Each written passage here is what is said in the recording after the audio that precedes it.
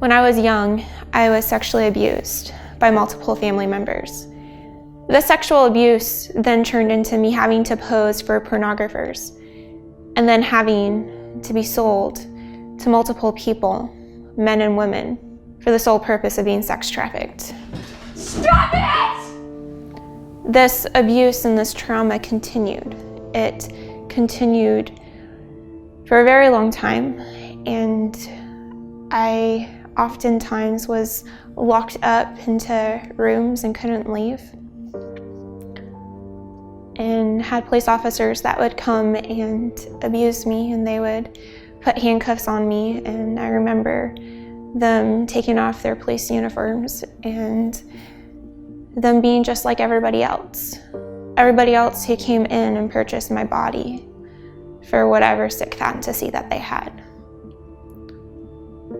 It was the day where the torch was being ran through the city, the Olympic torch, and ended up getting breakfast at this church. I was sitting with a group of people at a table, and a woman came and sat beside me. And the first thing out of her mouth was not only her name, but then she said, "I see that you've been abused and that there's abuse written on your face."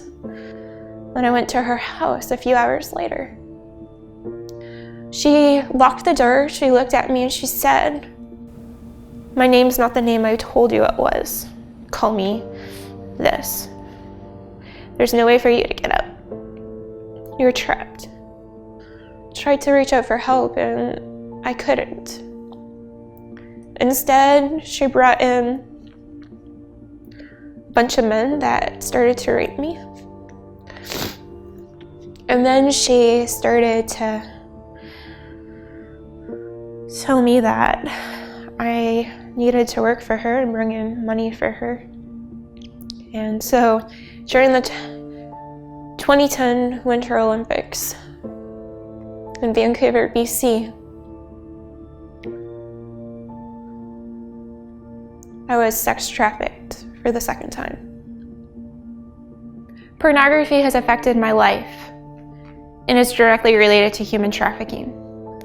As a child, I was used for child pornography and often had men come into my room who wanted to either watch pornography with me or act out pornographic fantasies.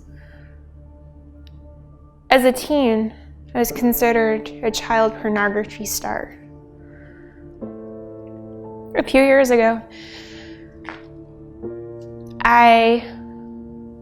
it was brought to my attention that there were still sites with my child pornography that were being accessed on the computer.